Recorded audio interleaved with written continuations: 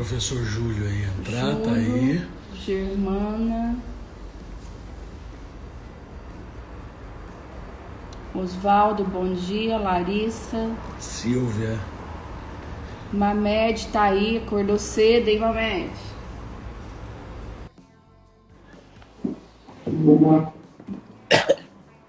Bom dia, Luciano. Isadora, Mamed. Tô rouco, Mamed. Fala, Júlio. E aí, garoto?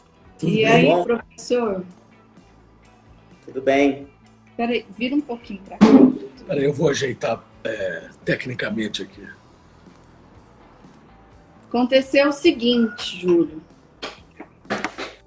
Ele está escrevendo, né? Ele está usando a criatividade, o momento dele ímpar da quarentena, e começou a escrever. E começou a recitar o que ele estava escrevendo. Mas não foi num tom assim, Paula Cardoso. Foi gritado. Então, assim, ele esqueceu que ele tem live às 11, às 19h30, amanhã, depois de amanhã, depois... E agora ele está assim, Tô perdendo a voz, professor. perdendo a voz. E depois eu que sou brava, eu que sou chata, mas tem lógica. Eu consigo imaginar. Eu conheço esse rapaz aí. E aí recitando. Um dos primeiros cursos que a gente deu em conjunto, lá atrás, a gente foi para Itubiara uma vez, e chegamos no hotel e ele falou: Júlio, você fica tranquilo, eu vou continuar trabalhando aqui no meu computador, você não preocupa não. Eu falei: beleza, não me preocupo não, tô deitado lá, amanhã eu dou o curso.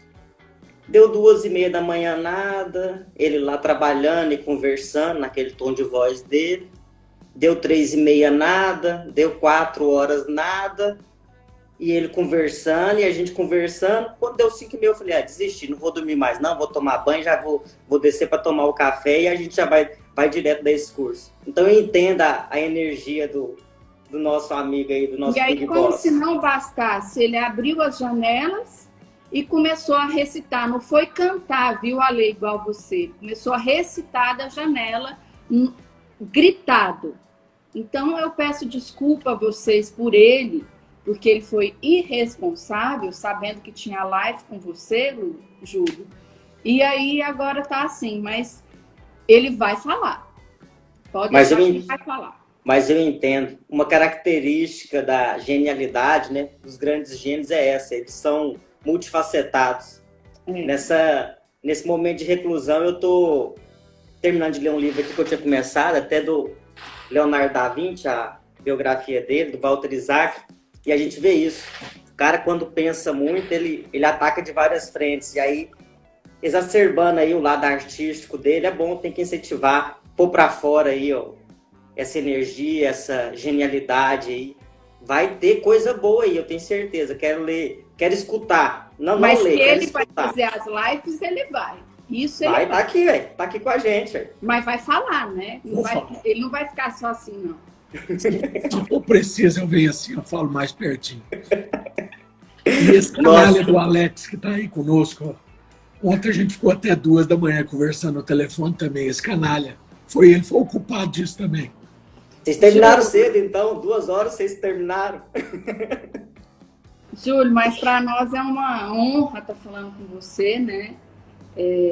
O Júlio faz parte da equipe Endossais, trabalha conosco há algum tempo, e assim, a live do professor Daniel foi muito comentada, muitas dúvidas, e acabou que a gente já tinha a nossa live marcada, então eu acho que é o mesmo caminho, é a mesma ideia, e eu penso que você pode também, além de intensificar e fixar o que o Daniel falou, a gente pode trazer um outro aspecto também que é muito importante dessa relação endodontia e a reabilitação, né? Então, eu queria que você se apresentasse. Hoje pela manhã eu falei: Júlio, quais são as perguntas que a gente tem aí no seu stories? Eu quase morri de rir. Tinha 2 perguntas e a última pergunta era assim: professor Júlio, você é bonito assim no dia a dia ou só para live? Então, eu quero te perguntar, você é bonita assim todo dia ou você fez toda uma preparação, uma maquiagem, óculos novo, tirou a barba, um fundo especial para live ou é assim constantemente? Padrão. Bom, primeiramente que eu me preparei para estar junto de vocês, para mim, assim, é um motivo de, primeiro, muita satisfação, eu sempre falo isso, não é trabalho, é alegria estar com vocês, e um compromisso sério, né, de responsabilidade, de estar levando o nome do nosso grupo, a equipe Endoscience, discutindo, levando conhecimento de qualidade. Então, acordei cedo, me preparei, tomei um banho para estar aqui pronto, mas, brincadeiras à parte, esse foi um amigo aí tentando fazer uma sacanagem, mas... Para Mariana ficar brava? Para Mariana ficar brava, né? Ela deve ter repassado lá as perguntas, mas é uma satisfação estar aqui com vocês, né? Abri minha casa, esse é o meu home office, estou dentro de casa, é o lugar que eu tento organizar e deixar ele de uma forma onde eu sento aqui e consigo ter prazer trabalhando, né? Assim como o Rafael, eu exercito um pouco desse lado nosso criativo, a parede aí atrás, ó, fui eu que pintei, tem o Mateuzinho aqui do lado, ó, desenhei ele aqui de perfil, coloquei algumas mensagens. Esse aqui foi parte de um projeto nosso EAD, que a gente fez ciência na prática, endodontia clínica, foi bastante legal. Então, para mim é um prazer estar aqui com vocês, abrindo a minha casa para recebê-los aqui, é uma satisfação. Apresentando, hoje estou eu aqui, né? Segunda-feira eu estava o professor Daniel, meu irmãozão, assim como o Rafael e o Paulinho, que estava com a gente ontem. Hoje estou eu representando uma grande equipe, né? Que é a minha segunda casa. Quando eu não estou aqui dentro de casa, eu estou com os membros dessa equipe, que é o grupo Endoscience. Então, somos mais de 10 professores e hoje estou aqui representando. A minha história na odontologia começou em 97, quando eu fiz o vestibular para a UFG e fiz o curso de graduação na UFG, me formei em 2001 e logo em seguida eu já tinha certeza que eu queria trabalhar com endodontia, né? Junto com o professor Carlos Estrela. Foi assim, meu grande mestre, foi uma pessoa que abriu meus horizontes. Quando eu via o professor Carlos Estrela ministrar uma aula, eu falava, putz, né? Parecia um universo todo a ser explorado. E eu tinha certeza que eu queria seguir aquele caminho. Então eu fui fazer a especialização, me tornei especialista em 2003, né? Em 2003 eu era especialista em endodontia, então trabalhei muito tempo, já iniciei a clínica particular, trabalhando em associação com colegas da periodontia, da reabilitação. A minha oportunidade do segmento dos estudos foi em Uberlândia, né, para fazer um mestrado em reabilitação oral, e aquilo me fascinou muito, que era levar a bagagem de conhecimento da endodontia, de tudo aquilo que eu escutava, professor Estrela, e estudei na minha especialização, e aglutinar com os conhecimentos ali no meu mestrado na UF, na Universidade Federal de Uberlândia. Na época, quem coordenava o programa era o professor Carlos José Soares. Então, trabalhar na perspectiva de planejamento reabilitador, entender mais sobre os materiais, acho que foi muito importante na construção da minha formação. Fiz o curso de cirurgia parendodôntica numa escola que eu sempre sonhei em conhecer, que era Araçatuba. Então, sempre era eu e o Daniel, íamos mensalmente.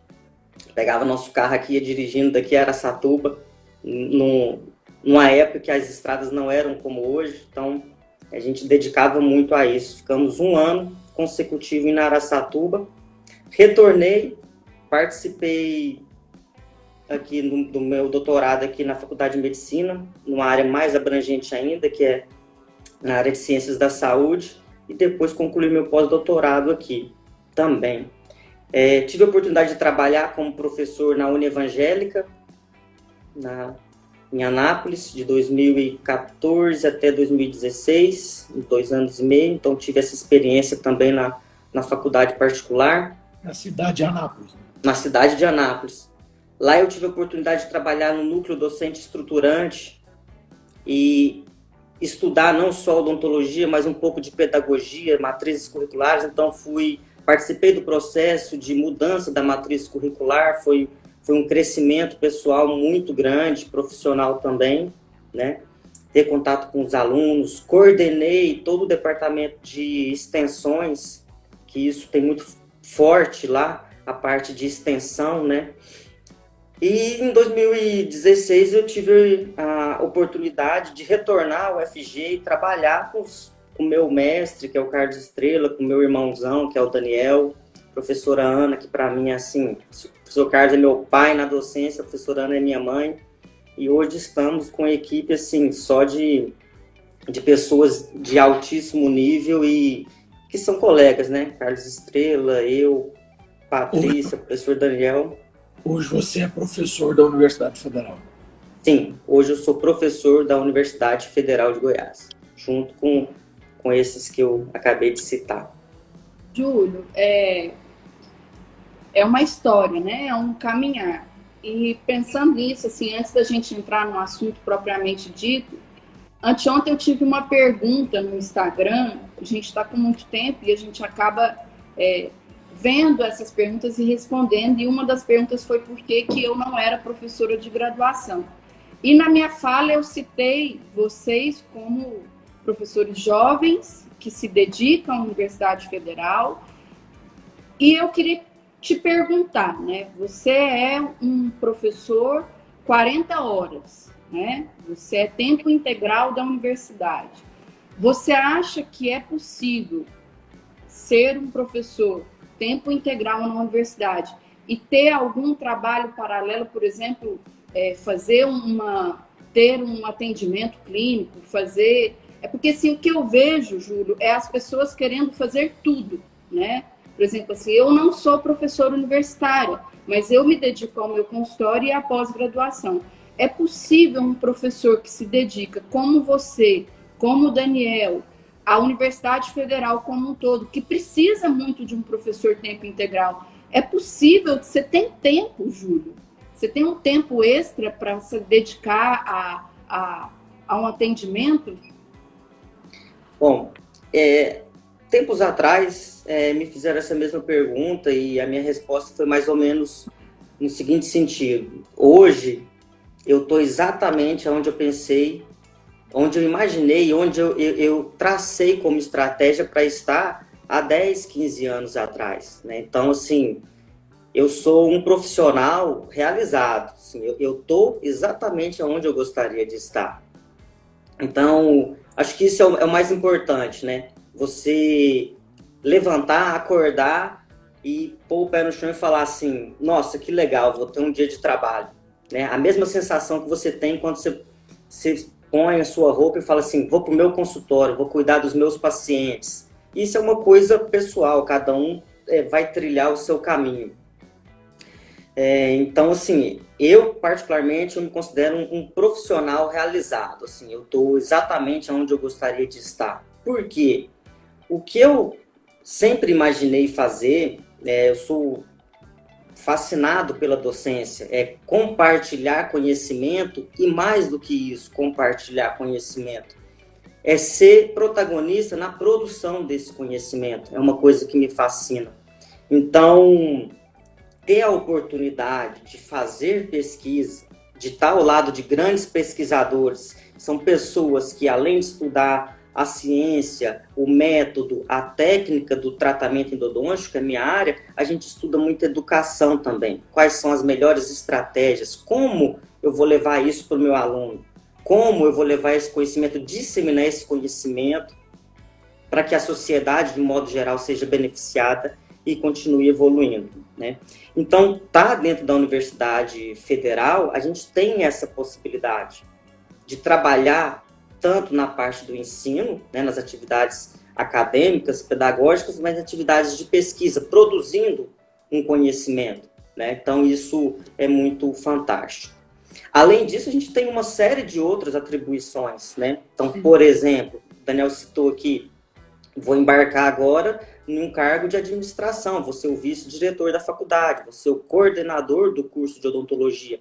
Isso vai demandar um tempo, onde eu vou ter que dedicar o meu tempo em conversas com alunos, com professores, estratégias de ensino e tudo mais.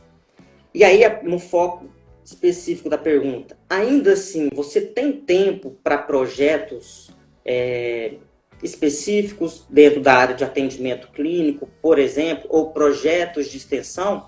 Sim, você tem esse tempo. Se você se organizar e traçar a sua carreira, como você falou, não tem como você fazer tudo, querer abraçar o mundo. Eu vou fazer tudo de pesquisa clínica, pesquisa laboratorial, pesquisa epidemiológica, pesquisa de inovação, desenvolver patentes, vou trabalhar na administração, vou reestruturar a matriz. Você não consegue fazer tudo ao mesmo tempo, mas você consegue achar a sua trajetória. E se você, dentro de uma universidade, tem esse perfil de, eu gostaria de trabalhar dentro de um atendimento clínico, existem várias possibilidades, né? Desde projetos de pesquisas clínicas voltadas para o atendimento clínico, é uma possibilidade. Projetos de extensão que vão absorver uma demanda da população em atendimentos de alta complexidade, onde o sistema de saúde, o SUS, não tem essa vertente, a gente pode assumir isso dentro de uma instituição de ensino.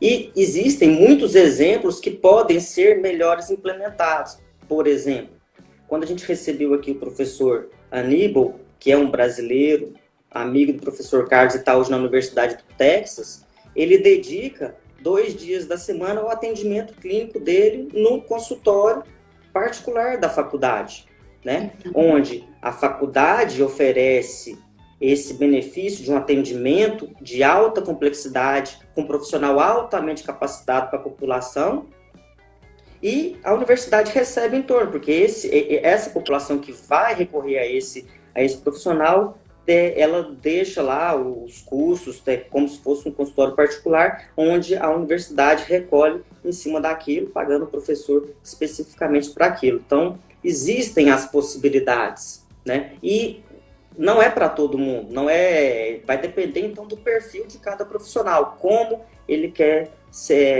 construir a sua carreira. Lá em Anápolis... Eu pergunto isso, Júlia, assim, é porque eu tenho muita admiração por você e pelo Daniel nesse sentido. Eu estou falando dos dois porque são os dois jovens que estão na universidade e eu vejo que vocês têm uma tranquilidade, é uma paz interior. Eu sou professor da universidade e ponto. Então, assim, o que eu percebo, Júlia, é as pessoas querendo exercer 50 mil papéis, querendo estar no papel do outro e não ter essa paz interior. Ontem eu estava conversando com o Rafael, que não tem nada a ver com odontologia, o Luciano Huck tá tendo um negócio aí que ele vai ser candidato a presidente. Eu fiquei chocada. Uma pessoa que tem todo um ambiente, tem todo um público, isso aí, o que ele exerce hoje na televisão é para o resto da vida. O que a pessoa quer mais uma coisa? Ser presidente. Então, assim, é não ter paz interior, sabe, Júlia? É não falar assim, poxa, eu estou feliz com isso. O que você disse, eu projetei esse local onde eu estou tem 10 anos. Então, essa paz interior, ela é muito importante para que a gente deixe de exercer papéis que não são nossos, né? É por isso que eu queria te escutar, porque eu acho que vocês são referência nisso. Ter essa paz interior, ter esse equilíbrio para falar, eu estou cumprindo o meu papel e é isso que eu busquei, ponto. Bacana. É exatamente isso, então, a mensagem é essa, né? O conselho seria, faça aquilo que você se sinta bem fazendo, né? Mas também não vejo muito problema em mudar. A partir do momento que você acha que cumpriu a sua missão, fala assim, a partir de agora eu vou me dedicar a um outro projeto, bem, não vejo problema. Mas a frustração de estar fazendo algo que você não gostaria, isso deve ser muito ruim, né? Isso deve ser... como eu falei, acordar, sair de casa para desenvolver um papel que você não está satisfeito, isso é a receita para o fracasso, né? É isso aí. Bom, mas vamos lá, né? Você viu que eu estou até entendendo de política. Olha bem. Demais. Eu tô demais. não sei nada de política, mas eu ando, sabe, querendo melhorar também, né? Então a gente não pode saber só odontologia, a gente tem que ler, tem que estudar, e eu tenho buscado isso. Mas o que me preocupa dentro da odontologia é o reabilitador, ele é muito focado se vai usar cerâmica, se vai usar resina, se vai fazer aumento de dimensão, se não vai fazer Mas muitas vezes ele não observa, não consegue avaliar um tratamento endodôntico bem feito ou mal feito, se tem que retratar, se não tem que retratar. Então, assim, esse momento nosso aqui, eu queria buscar a sua orientação em relação ao seu conhecimento, o que a gente precisa avaliar para verificar se o tratamento endodôntico está bem feito ou mal feito? Quais são os pontos que a gente deve analisar? Primeiramente, gostaria de pontuar uma questão. Existem várias formas de trabalhar, né? Então, aqui a gente fala muito focado no profissional que está aqui nos assistindo, muitos deles estão no consultório deles e tem diversas formas de trabalhar. Então, existe um perfil de profissional que trabalha dentro de um grande corpo clínico, onde ele tem todas as especialidades ali dando suporte, né? Então, clínicas onde ele tem um ou dois endodontistas, um ou dois protesistas, especialistas em implantes, cirurgia. Então, a gente tem esse perfil, mas a gente tem um perfil também de um profissional que trabalha um pouco mais, de uma forma mais isolada. Ele é sozinho no consultório dele.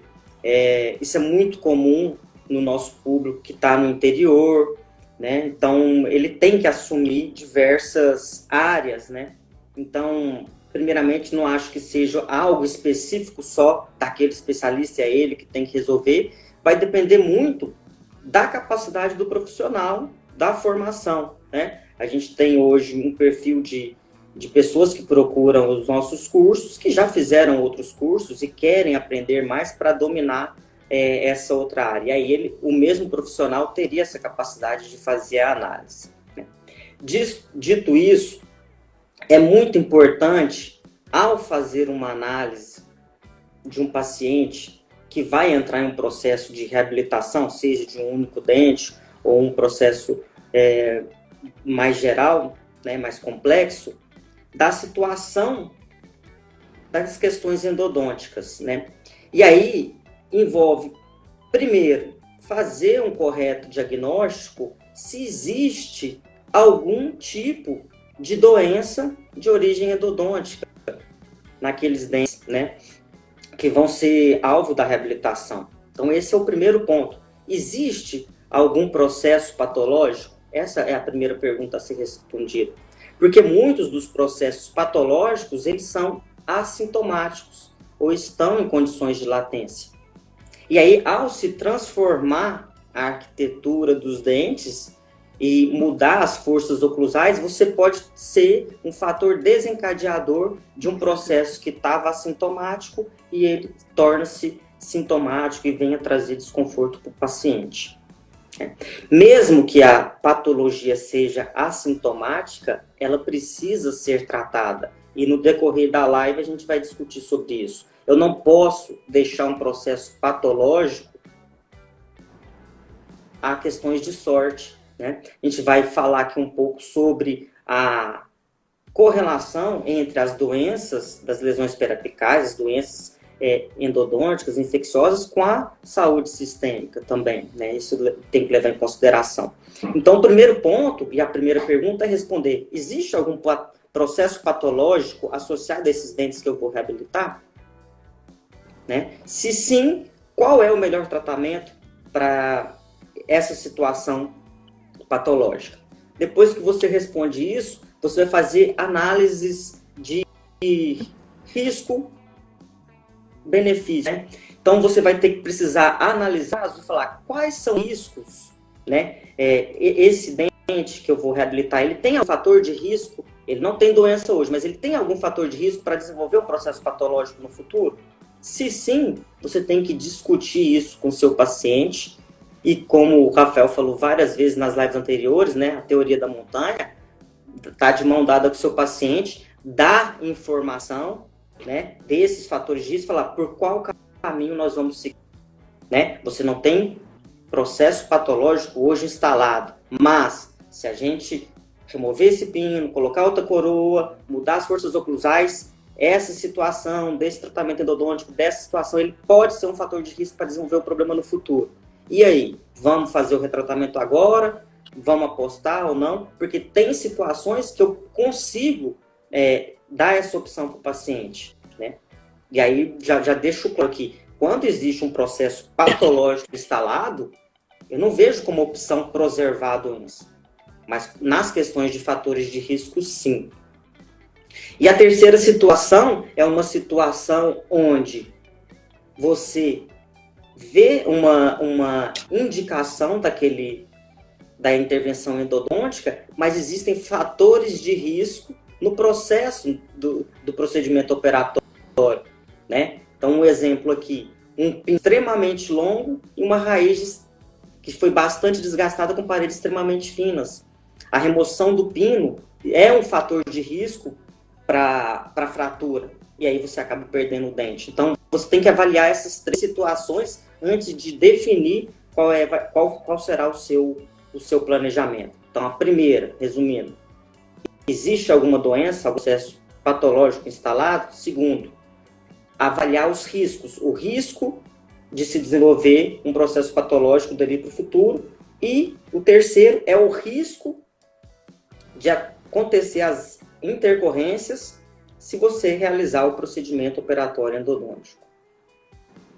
A questão está relacionada, vou falar mais perto, a questão está relacionada, Júlio, até para nós reabilitadores, por uma situação legal. Isso serve de orientação para todos que estão nos ouvindo. Você, como profissional, sempre será responsável legal por ser o último a pôr a mão no seu paciente. E se você faz um diagnóstico equivocado de bases endodônticas que você, por exemplo, não tenha competência ou não tenha a sua especialidade, mas que porque quer adiantar o caso, porque analisa e acha que está bom, analisa e pensa que pode seguir. Se você faz o processo habilitador, não importa se a endodontia é anterior, se havia uma patologia prévia, não importa isso legalmente, porque você foi o último a pôr a mão no paciente, ou seja, o ônus da prova cabe a quem tem conhecimento na área da saúde. Então, acaba você sendo responsável por um erro anterior ou por um equívoco do diagnóstico inicial. Então, é fundamental que o reabilitador, para poder utilizar das bases endodônticas, ou seja, do substrato, tenha conhecimento da área e, se não tem conhecimento, possa ter o auxílio de um especialista para nos nortear. Isso é fundamental, por questões legais. E a outra questão é a longevidade, né, Ju? Qualquer procedimento feito, ele vai falhar em algum momento. O que a gente quer, ao reabilitar um paciente, que esse procedimento falhe o mais longo tempo possível, para que tenha longevidade, né? É isso que é a questão.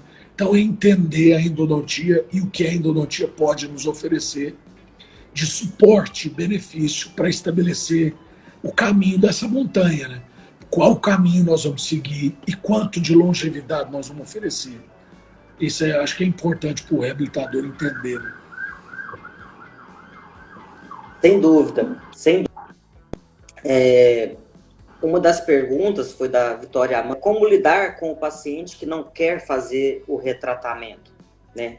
Vislumbrando uma situação onde existe a indicação de um retratamento endodôntico e antes de fazer a troca das facetas ou troca das restaurações ou a instalação, o paciente não quer fazer o retratamento, né? Às vezes uma situação onde o paciente não quer se submeter ao procedimento endodôntico por questões de desconforto, ou às vezes são questões financeiras, né? Já estou fazendo um procedimento grande na parte de reabilitação, se eu puder não fazer o tratamento endodôntico, melhor. Mas como eu falei anteriormente e corroborando com o que foi exposto pelo Rafael, existem situações onde eu vou ser responsabilizado, independente da vontade ou não do paciente. Se você executa um procedimento reabilitador em cima de uma situação onde já tem um processo patológico, lá na frente você vai ser responsabilizado em termos legais, enquadrado como negligência. Então você foi negligente. E aí você vai assumir esse ônus futuramente em um possível processo ético, né? Possível. Nesse sentido, é importante a informação, né?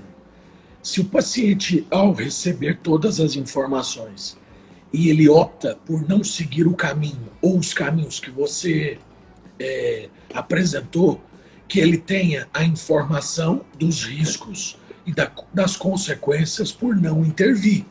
E que, ao assumir esses riscos, ele assine o seu prontuário, a sua história clínica, de que ele recusou o tratamento proposto e que ele aceita não intervir na endodontia, ou seja, não retratar, mas que você seguirá a reabilitação de toda forma. Esse é um ponto fundamental que a gente precisa ter passo a passo, protocolar.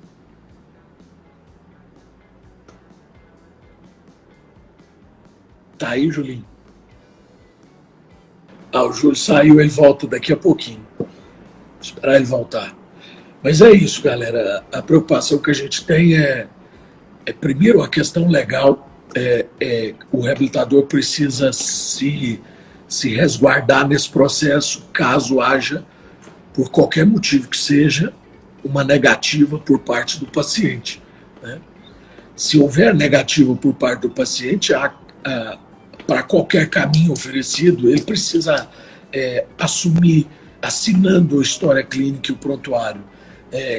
Isso é fundamental. Mas o importante é o diagnóstico e ofertar as possibilidades ao paciente. Ele precisa ser o protagonista da escolha. Mas ele, ao recusar, ele precisa ter a consciência de quais os riscos e as consequências de fazer ou não fazer o tratamento. Isso é fundamental, né, Júlio? Júlio, e para entrando nisso que o Rafael falou, né, para o paciente o que ele não quer fazer, a gente primeiro tem que explicar, né, o porquê fazer.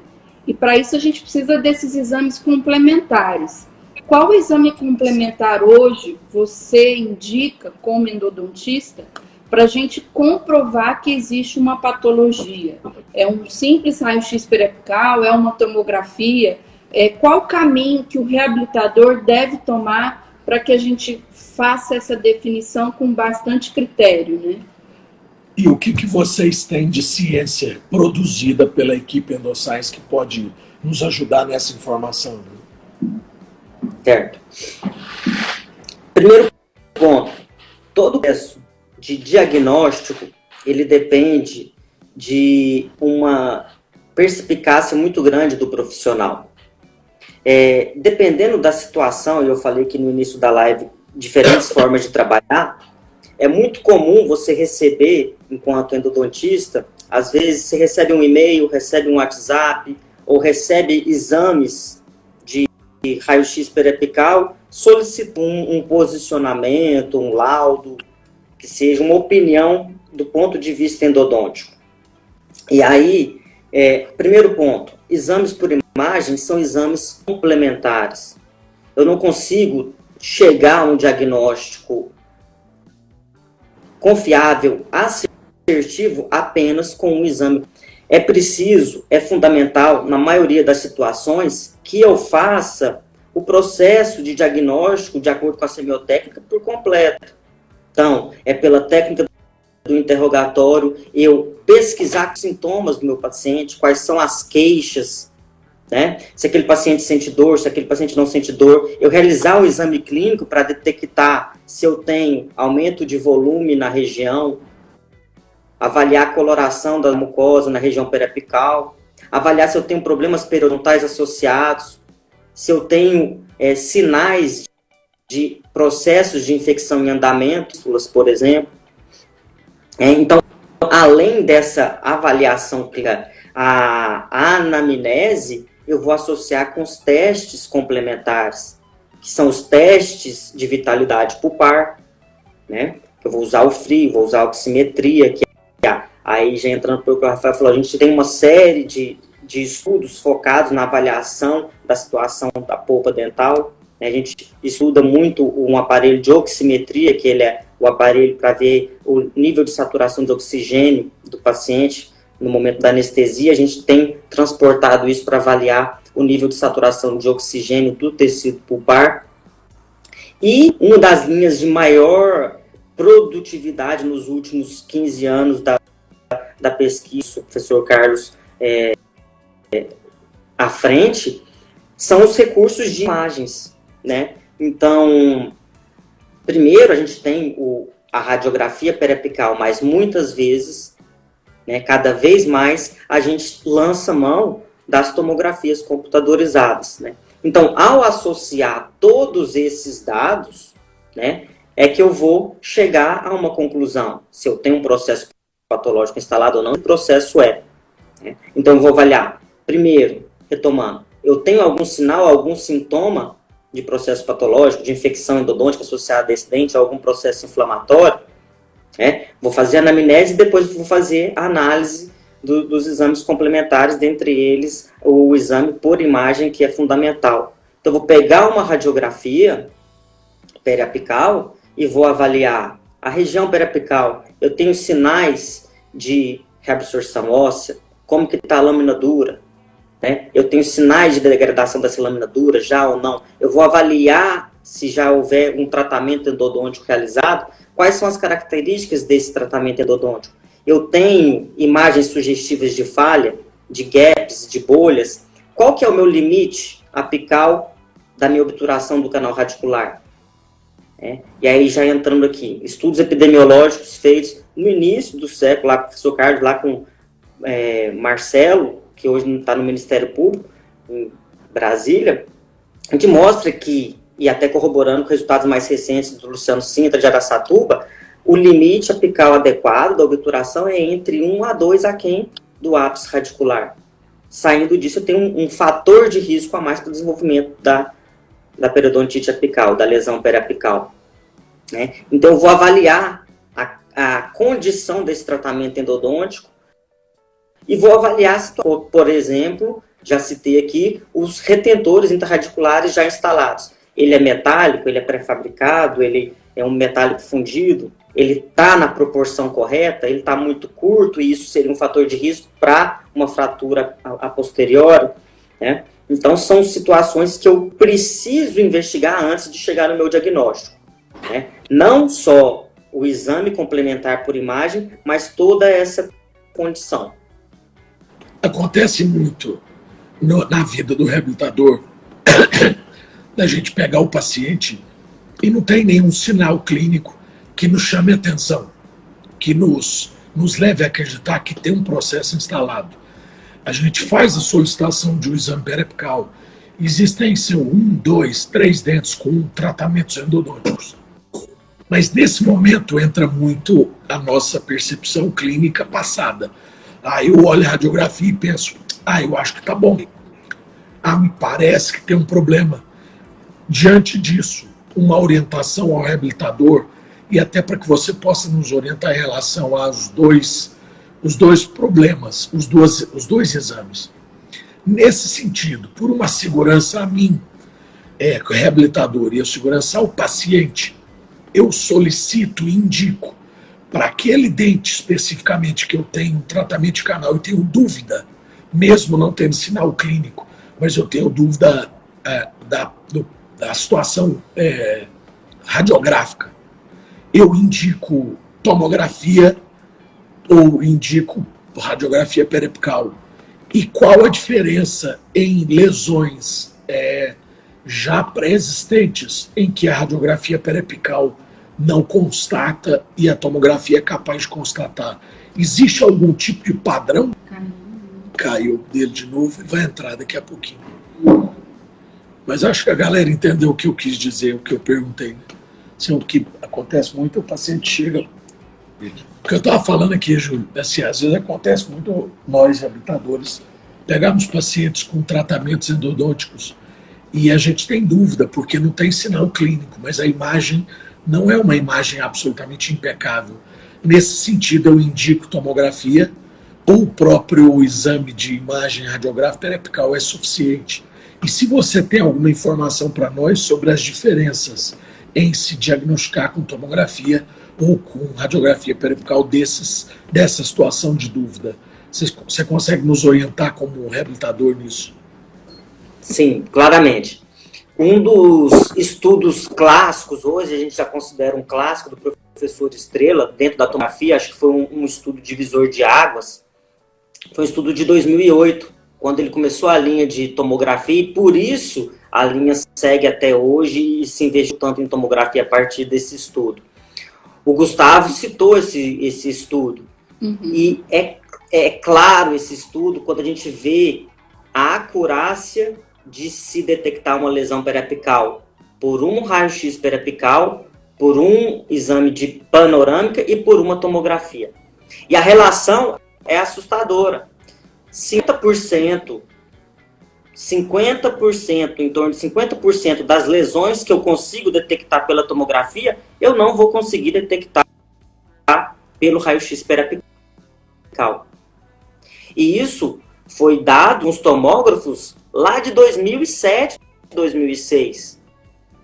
Hoje os tomógrafos têm um poder, uma clareza muito... Então, Estão me ouvindo? O Júlio agora desapareceu. Mas olha só, voltando ao assunto, Júlio, voltando, a gente fala de novo. Mas está aí no site da equipe Endoscience, e tem o link que o professor Gustavo colocou também do artigo, além do site que o professor Daniel colocou. Então esse artigo é importante. Se o Júlio estiver me ouvindo, volta a explicar isso, Júlio. A importância de um tratamento, indicar, passar naquele dente especificamente, a possibilidade de você antecipar o diagnóstico, indicar tomografia para... Tem que parar de comentar, senão trava o vídeo. Tá certo. Tem a necessidade de indicar tomografia para você ter uma acurácia maior do seu exame, do seu diagnóstico.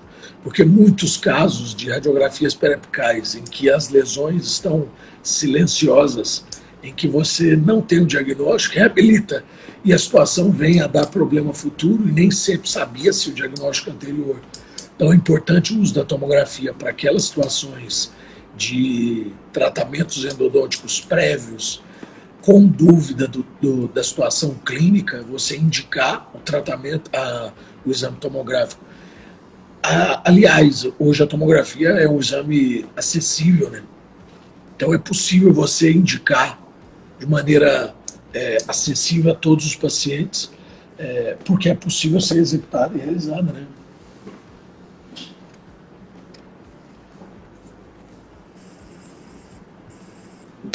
Voltou. Olá. Então, hoje a tomografia, né? Acho que nós somos beneficiados aqui em Goiânia por isso, né? Porque em função de toda uma história, de todo o engajamento e ser um pioneiro nessa linha de pesquisa com o professor Carlos, isso estimulou o próprio público local, o dentista, a buscar isso nas clínicas e que responderam a isso, e hoje faz parte de praticamente todas as clínicas. A gente tem um acesso muito grande, planos de saúde, então a gente não tem mais problema. Tanto as clínicas estão preparadas para oferecer exames de qualidade, quanto os profissionais estão capacitados, né, e têm a compreensão do benefício desse exame, que é a tomografia. Então isso já é um fato comum, né? Quem não consegue, quem não utiliza, tá fora da curva, tá ficando para trás, mas os benefícios disso já são bem estabelecidos hoje. Tem até uma pergunta aí, Júlio. Na dúvida, indica tomografia. Sim. Beleza, Edjalmo, nosso aluno da especialização, trabalho no interior, excelente profissional. E se teve dúvidas, se com o que você teve de informações com a radiografia periapical, você precisa de informações adicionais, com certeza você vai pedir a tomografia, né? Porque ela vai ela vai tirar um filtro da frente, vai te dar informações adicionais para você chegar a um diagnóstico mais assertivo. E, consequentemente, propor um plano de tratamento que vai atender melhor ao seu paciente. Então, é como se você deixasse de trabalhar no escuro para estar trabalhando em uma situação onde você tem um melhor entendimento da situação real. Legal. Júlio, então assim, vamos para uma situação clínica, né? Eu acho que para colocar em prática o que foi comentado até agora. Um dente que vai entrar dentro de uma reabilitação, tem um pino insatisfatório e tem uma lesão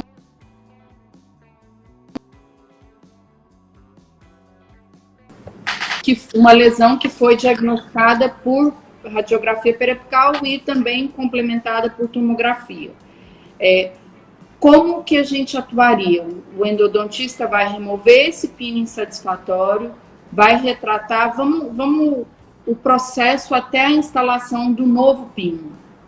Então, trazendo para a situação clínica, o professor Paulo nos trouxe, uma vez diagnosticado o processo patológico, o que eu tenho que fazer é propor um plano de tratamento para debelar aquele processo patológico. Então, uma situação onde eu tenho um retentor e tenho um tratamento endodôntico inadequado, ou o retentor está inadequado ou o tratamento endodôntico, refazer o processo. Então, um primeiro momento, vou remover a coroa, vou remover o retentor intraradicular, vou realizar o retratamento endodôntico e preparar aquele remanescente dentário para receber um novo retentor radicular e uma nova coroa, né? Seria essa a pergunta, Paulo? Sim. Retratou, o endodontista vai... Na live com o Daniel, nós discutimos quem tem esse papel, né, de colocar o retentor. Então, nós chegamos num consenso de que é mais fácil. O endodontista já está isolado, já retratou, ele pode sim fazer essa instalação do pino. O que houve de dúvida e pergunta lá no nosso feed é como preparar esse retentor. Então, assim, hoje o protocolo da equipe dentística junto com a Endossize é fazer um tratamento do pino com peróxido de hidrogênio a 24% durante 1 minuto, ou seja, você vai num pote DAPIN, colocar o peróxido de hidrogênio e deixar imerso o pino durante 1 minuto. Paula, eu tenho que mandar manipular esse peróxido de hidrogênio? Hoje a gente tem os agentes clareadores profissionais que já tem o peróxido de hidrogênio a 35%, né? Então você pode usar esse peróxido de hidrogênio para facilitar e não ter que mandar manipular. Então deixa imerso durante 1 minuto, lava, seca e aplica oscilando. Feito isso, qual é o tratamento, Júlio, que se faz no conduto? Bom, então eu falei do preparo do pino, enquanto o Júlio volta. O preparo dentro do conduto vai fazer uma irrigação com hipoclorito de sódio e, na sequência, uma irrigação com soro fisiológico e uma secagem.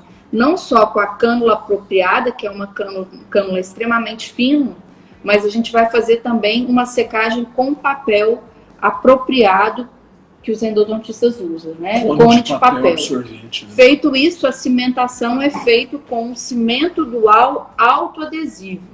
Ou seja, em nenhum momento, nem no conduto e nem no pino, nós passamos sistema adesivo. Então, no pino é só peróxido de hidrogênio e silano e dentro do conduto é simplesmente a irrigação e... Eu estou falando, Júlio, que no conduto é a irrigação com hipoclorito, soro fisiológico e uma secagem eficiente com cânula e cone de papel. É isso, né?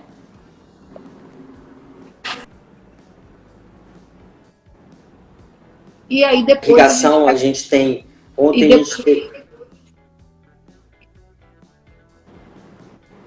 Ontem a gente teve uma live com o professor Rodrigo Vivan, que é um grande pesquisador na área de soluções irrigadoras, e um ponto que a gente tem na endodontia muito bem estabelecido é a utilização do hipoclorito de sódio como solução irrigadora, né?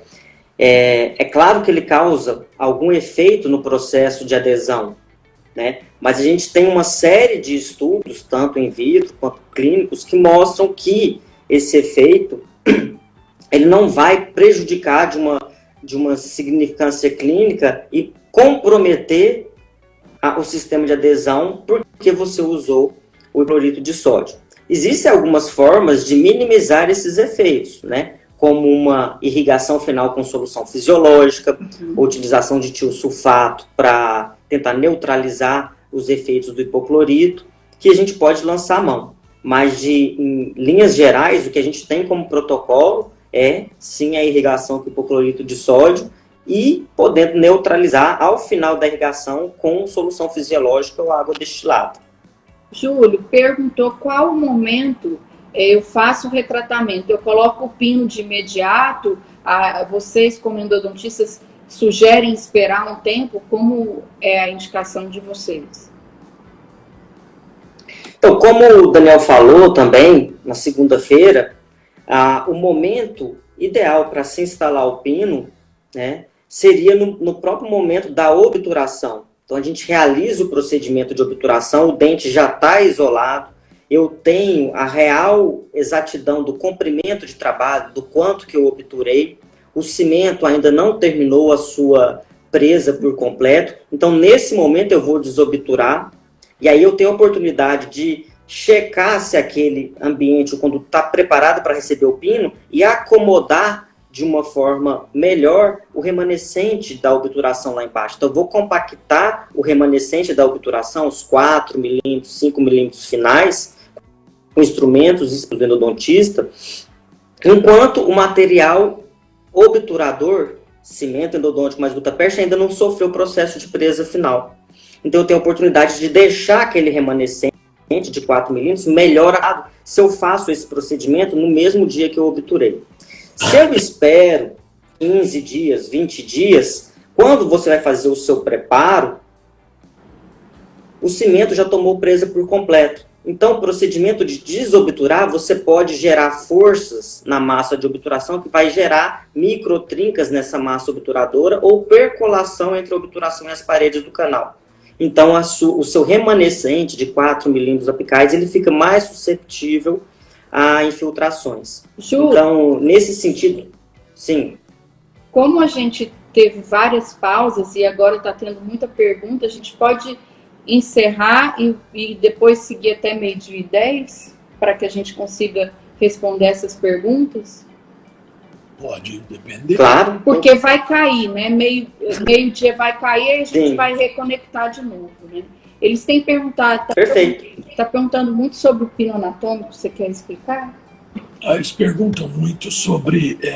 uma pergunta foi comum, Júlio, sobre o pino anatomizado e outro, quanto que desobtura, qual que é a proporção de desobturação por pino de fibra de vidro. Na live com o Daniel, e sempre que eu tenho oportunidade, eu explico muito sobre isso. A ideia de desobturar 2/3 da raiz. E é o primeiro erro. Não são 2/3 da raiz, são 2/3 da raiz inserida dentro do osso. Porque você precisa desobturar 2/3 de uma raiz que tem retenção mecânica dentro da estrutura óssea. Esse conceito era um conceito mecânico que aplicava-se aos pinos metálicos que não tinham adesão. Uma das vantagens do pino de fibra de vidro é exatamente essa, que você conta com adesão e com comportamento mecânico das resinas, do cimento e do pino, semelhante à dentina. Então você não precisa destruir, arrombar a estrutura endodôntica para reter um pino metálico. Então, concluindo, você não precisa de desobturar 2/3 da raiz inserida dentro do osso para fazer o pino de fibra de vidro. Você vai desobturar o limite possível, e a endodontia tem padrões para isso. Mas você precisa de uma desobturação mínima para que esse pino tenha a sua adaptação interna. Então você acaba preservando mais a estrutura dental. Esse é o primeiro ponto, né, Júlio? Exatamente. É claro que os materiais mudam, mas os princípios protéticos, eles permanecem os mesmos. Então, existe na nossa cabeça já enraizado que eu preciso de 2/3 do comprimento da raiz. Isso é um mantra de quem vai instalar o pino. Mas, com a mudança do procedimento de adesão e dessa nova tendência que foi bastante discutida também no post, no crawl, procedimentos mais conservadores, o que a gente tem que deixar claro é de que hoje nós não vamos desgastar a estrutura dentro para se colocar um retentor intrarradicular, né? Então, antes, para eu conseguir moldar o canal tinha que ter uma formatação de expulsividade para eu conseguir pôr meu material de moldagem lá dentro e tirar. Então, eu era obrigado a fazer desgastes na cervical do dente, onde eu estaria, de certa forma, fragilizando ainda mais essa estrutura. Com o procedimento de adesão com os pinos de fibra e a evolução dos cimentos, eu não preciso ter esse procedimento da moldagem.